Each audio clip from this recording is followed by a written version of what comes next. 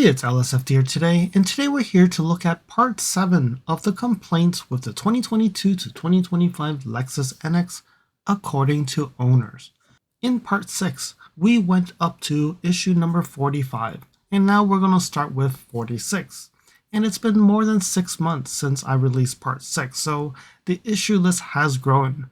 So I don't think that I'll be able to talk about all the complaints in one part, so there will be a part 8 coming out shortly after this video. So if you're interested in this type of video, do smash that like button and press the subscribe button so that when part 8 does come out, you will be notified of that video. So as previous videos, I'm going to show a list of all the issues up front so that if you're interested in learning more about these issues, you can jump to that, or you can stop watching at that point so you can see the list and you're done. So if you're interested, please pause at this point, read the list, and then decide where you want to go.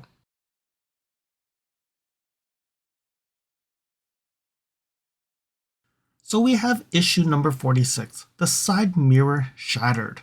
The incident occurred July 5th, 2024 and reported within the same month. It's a 2T2, which means it's assembled in Cambridge, Canada, and this is a 2024 Lexus NX 350h premium package, and the owner is in California. The owner states that the vehicle was parked and it was not moving. The passenger's side view mirror shattered without any impact. They took the vehicle to the dealership and was told that they have to pay the repair out of their pocket and it is not under warranty. They have escalated this to Lexus and the car has about 5,500 miles. So I'm not sure why Lexus did not honor this warranty, as it could be a wear and tear component, and maybe they think that it could have been damaged prior to it being shattered. It's unlikely that rocks can hit the mirror while driving because rocks typically come from the front end and that doesn't U-turn and hit the mirror.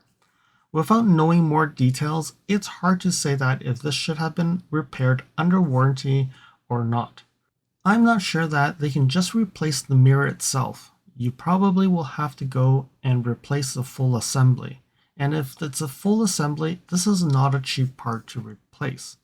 And assume that the premium package does not include the 360 camera, which it would be a little bit cheaper, but definitely not a cheap thing to do.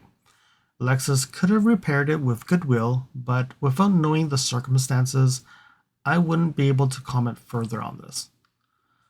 I wonder if any other owners have experience with a shattered mirror and what has caused it. And if you did experience this, do leave in the comments below. Let me know how it got shattered and how did you repair it.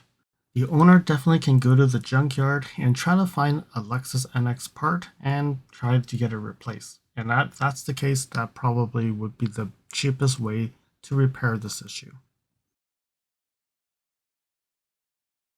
Issue number 47. The incident occurred in June 2024 and reported to the NHTSA in August, and that's about 2 months later.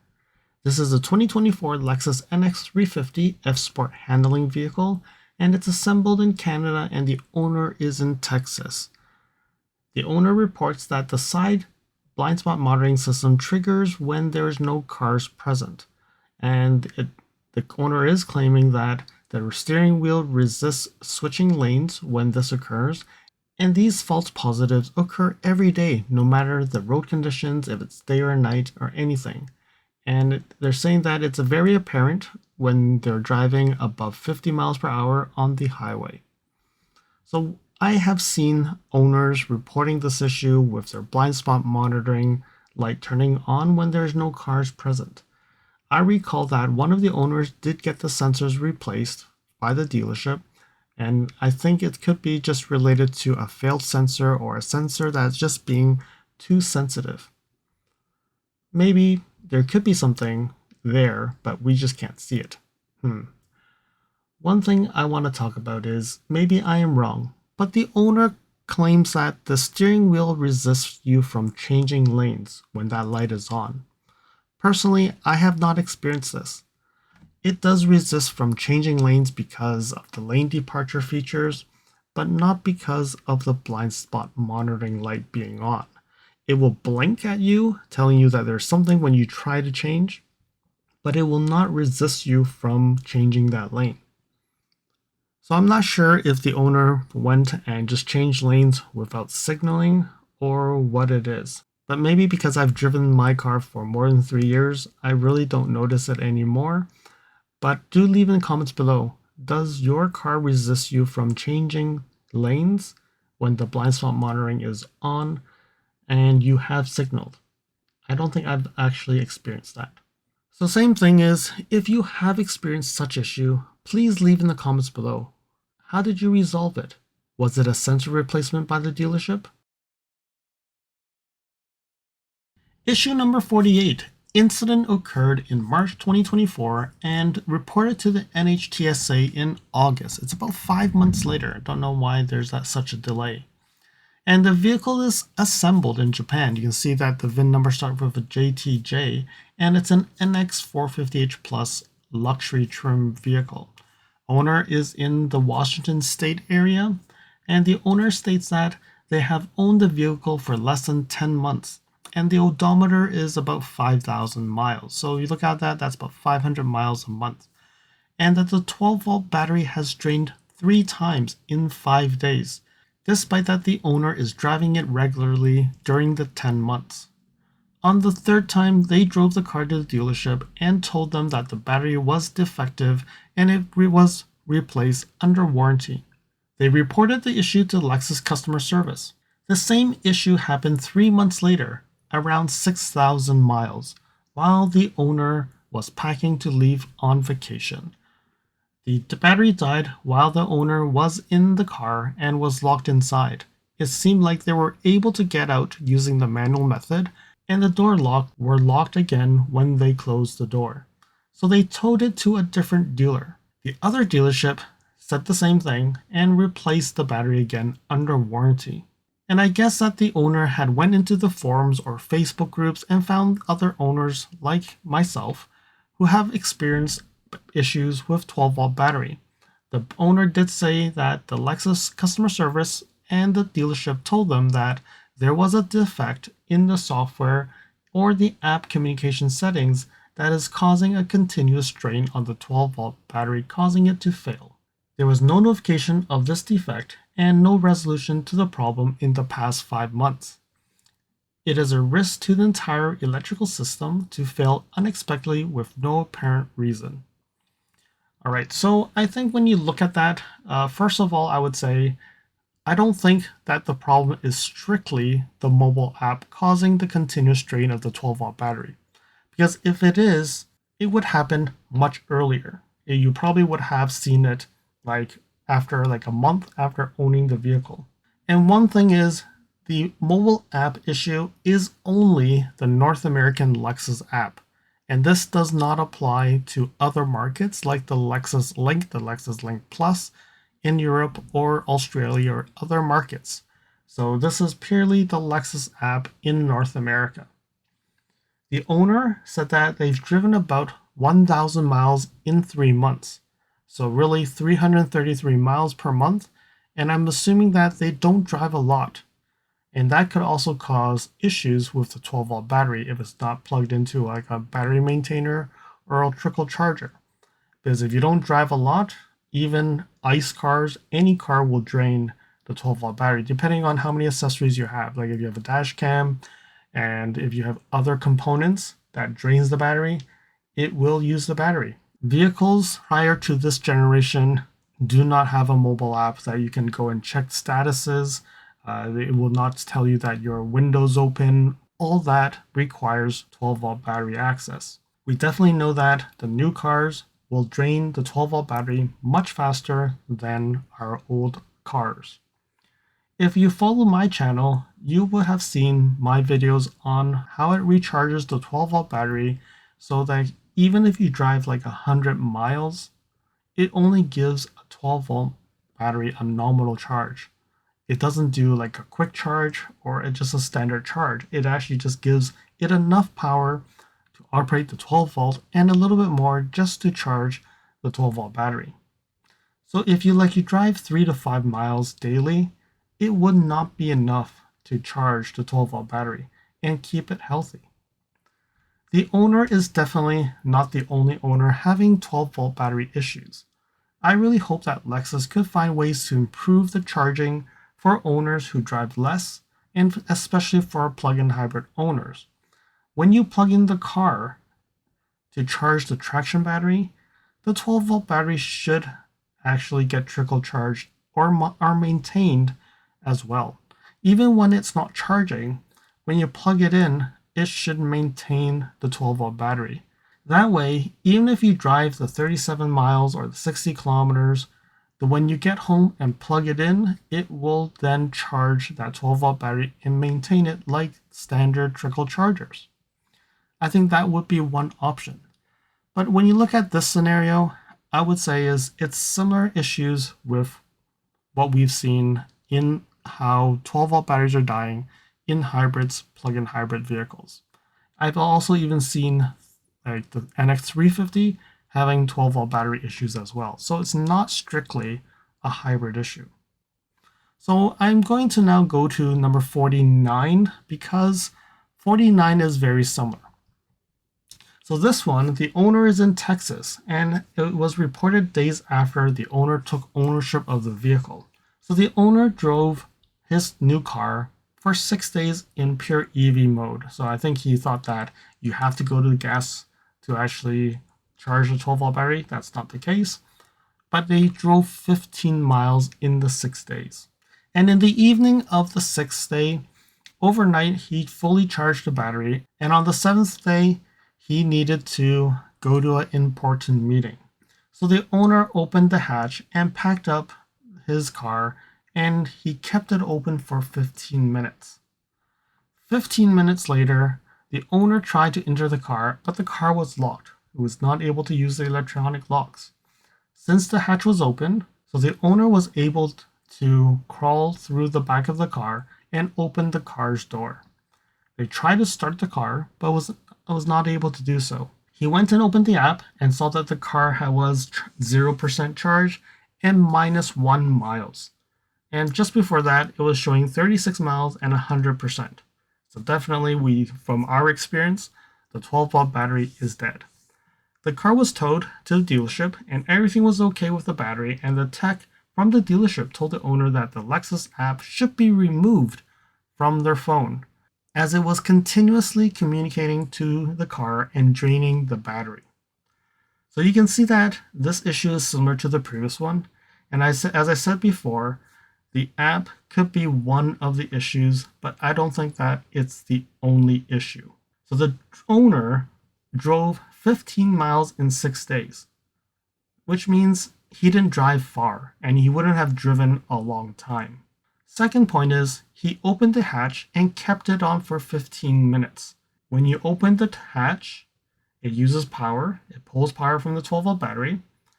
You keep it open, so then now the car is communicating to the app telling that your lift back, your hatch is open. And also on top of that, there's an LED light that shines that actually keeps the car bright. And that will also pull from the 12-volt battery. So then the lights were on for 15 minutes. So personally, because I know that there are 12-volt battery issues, I would start the car first and then have it in ready mode, then open the hatch, take all the time I need to pack the car. And when you idle the car like that, the 12-volt battery also charges as well. So you will never get stuck if you do that first. And if you drive short distances, I would say that I personally would actually let the car idle in my garage for 15 minutes. And this only works for plug-in hybrids. If you have like a hybrid, because your gas engine will come on, you'll still need to make sure that the car is continuously has ventilation. If not, you'll have a problem. Or then what you should do is plug in a battery maintainer or a trickle charger to charge the vehicle from time to time. We have heard that the app draining the 12-volt battery is fixed, but I can say that there still has been cases where 12-volt batteries are dying from time to time. Owners have reached out to me telling me that their 12-volt battery is dead, and so the issue is definitely not resolved yet. And I know that a lot of owners have had 12-volt battery issues, and if you did have an issue, have you changed your behavior on how you drive your car? Do you idle it more? Do you go and trickle charge it? Do you purposely turn on the car? That's the first thing you ever do. Like, do you turn off the auto lights? Do you turn off the easy exit so that all the power that is needed is reduced? Let me know in the comments below. Follow me on Instagram at LSFT Videos. You can see updates on my experience with the NX 450H Plus, which may not be shown on any future videos. You can reach out to me via direct messaging if you have any questions on your Lexus. If you like this video, you can provide me feedback in the comments below, like this video, share it with your friends. This definitely will help with the YouTube algorithms. Press the subscribe button and bell icon and get notified when new videos show up. And lastly, if you want to support me further, you can provide me a super thanks, or visit my Amazon storefront before you purchase anything from Amazon, or you can purchase products from the list on the items that I've been using with my vehicle or at home at no extra cost to you. And now let's continue with the video. Alright, so the next one is wipers. I've heard about this. And what they're saying is the windshield wipers leave approximately 3 inches on the driver's side, and a large area on the passenger side are not reached. In cold, this could cause visible problems due to ice and snow.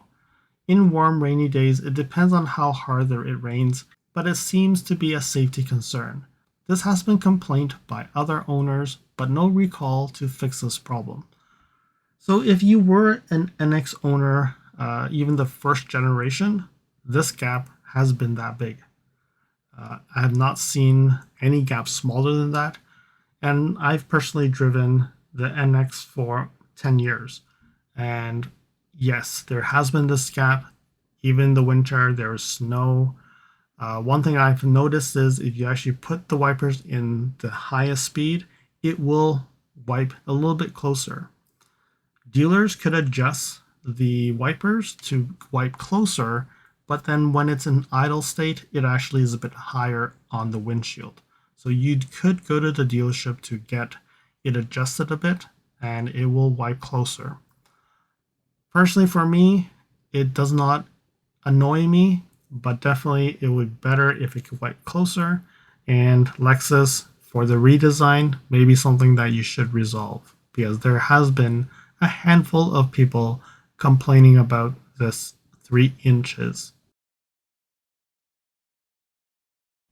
The next issue is the 2025 Lexus NX 350h, and it's assembled in Japan. Owner is in California, and the incident occurred in October 2024, but was submitted to the NHTSA 1 month later. The owner states that the driver's side rear tire disintegrated and it forced the owner to maneuver to the side of the freeway. And this vehicle is the base model for the NX 350h. So my understanding is it comes with 18-inch wheels and it should still be the Bridgestone run flat tires. I personally have not heard any owners having issues with the tires or it being disintegrated. I heard a lot of people talking about how noisy and how bad they are, but I haven't heard people having issues like this. I'm not sure if there's a road hazardous protection warranty and it covers this and you can just get the tire repaired. I'm glad that this owner didn't get into an accident because of this and he was able to get onto the shoulder. Have you experienced a tire issue with the run flats? Let me know in the comments below if you have. And supposedly the run flat tires allow you to drive for a distance if you do get a puncture, but having it disintegrate would definitely be an issue. So 52 and 53 are related, and that's why I've bundled it together. 52 is a little bit more serious because it involves an injury, and I hope that the owner of the NX has fully recovered from the accident and everything is okay. So the incident occurred in October 2024 and it was reported to the NHTSA 1 month after the accident. So it involves a 2024 NX 350 F Sport handling vehicle. And the owner states that the purchasing experience met high expectations from the Lexus brand and was pleased with the vehicle's features. During the delivery process, the owner was walked through with the car's functionality, and the technician helped connect the Lexus app to the car's infotainment system. However, there was no tutorial or instructions provided on the safety features. And if there was an emergency, what do you do? The only thing that they showed was the SOS button. So then the car was involved with an accident and the owner was not able to open the driver's side or the passenger side doors. They were not responsive. The police was also unable to open the door from the outside and was unable to determine the level of injury. The SOS button worked and the call center was responsive. However, they were not able to get the door opening. So they only had one choice, and that was to climb out of the window. And with the injuries, it was very awkward. So when the owner reached to the dealership, they said that there were no recalls and they were just focusing on how to open the door manually, and when there was no power or it was not responsive, how do you do it? And really didn't really say that what was the problem. So first things first, we know that the car does have power because the SOS button was working, which means that the 12-volt battery was working. However, we do not know how the owner or the police attempted opening the door. Did they try the power button, like the button to open the door, or they tried to manually pull the lever twice? We don't know. There's not enough information. I wouldn't expect that the police would know that there's a manual lever under the door handle to open it from the outside. They would just attempt opening the door with the handle. I do understand that the situation would be very hard to get a clear mind, and I don't blame the owner for this. The delivery specialist needs to provide information to owners since being locked in a car could cause a lot of stress and issues. I do have a video that talks about how to get in and out of the car if you've lost power. I would assume that if the electric doors does not work, it will be helpful to go over it when you deliver the vehicle. So if you're a potential owner and you're watching this video, please talk to the delivery specialist so that he or she would be able to show you how to get out of the car in these situations. Because when you're in this tough situation, it's definitely better to know how to do it than try to scramble on how to do it. And I know some would say, why did Lexus reinvent something that was working all along? Right? Some people don't like these handles. And now we look at issue number 53, which is similar to the one that we just saw, but this one is a 2025 Lexus NX 450h Plus, and it's the F Sport trim, which is similar to mine. This is built in Japan and the owner's in California. And when you look at the time frame from the incident to when it got reported, it's about half a month.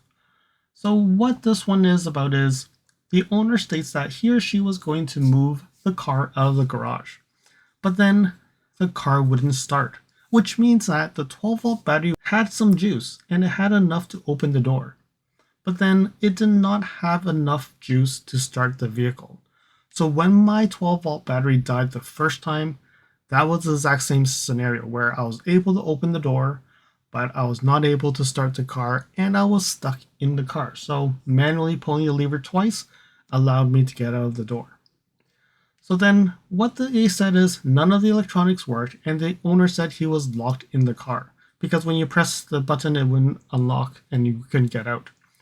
So he did not have his phone, so he started to be a little bit more panicky and he tried the SOS, and also that does not work because you have no power. Fortunately, the horn was working, so he honked it and it caught his wife's attention. But then when his wife came out, she was not able to find the keyhole to use the key to get out of the car. So again, another scenario where the delivery specialist did not show how to pry open the cover and manually use the key. With that being said, he was able to call the Lexus roadside with his Apple Watch. Probably the phone was close enough, and the rep told him to release the lever twice, but he said that that did not work.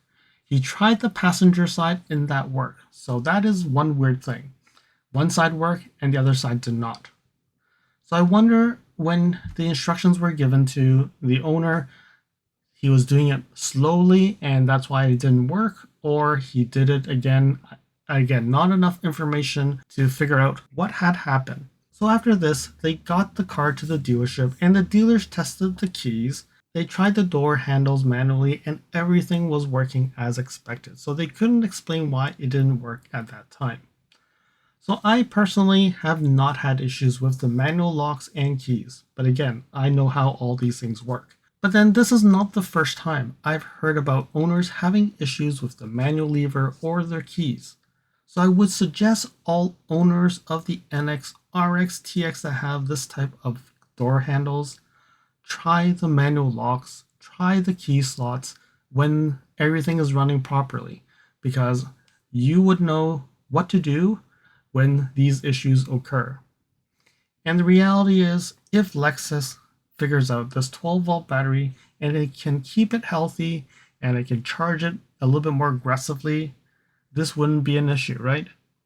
So what I would say is it's important to know how to operate all these, even the manual release in the trunk, because if the four doors do not work, there is still a trunk that you can manually release. All you need is a screwdriver, and Lexus does provide a screwdriver.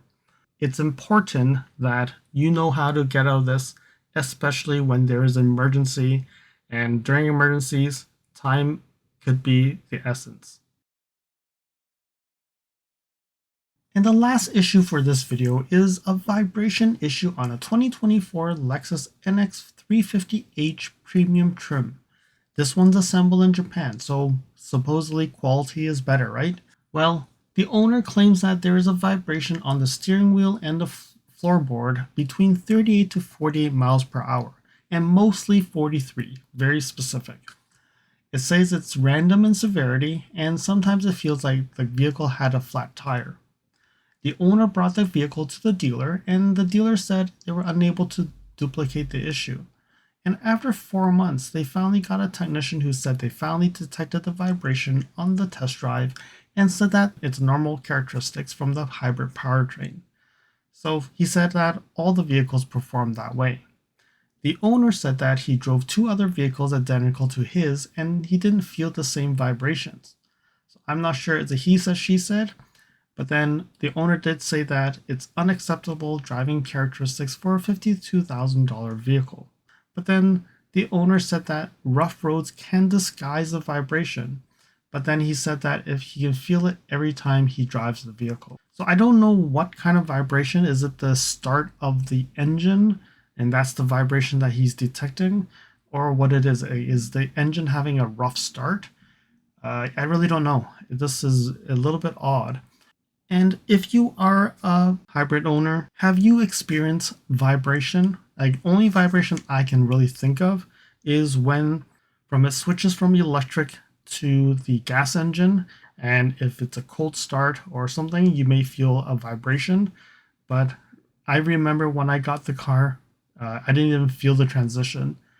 I don't know, that's why the technician said it's normal characteristics of the hybrid powertrain, because it will turn on the engine, turn on and off and all that. I don't know. Has anybody who've experienced something like this? If you have, please leave in the comments below. I hope that you found that this video was informative, and until next video, drive safely. Thank you for watching. If you liked this video, please comment, like, share this video, and if you want to see more videos like this, you can subscribe to my channel and press that bell icon to get notified when new videos are posted. And if you'd like to support this channel, you can provide me a super thanks. And until next time, cheers.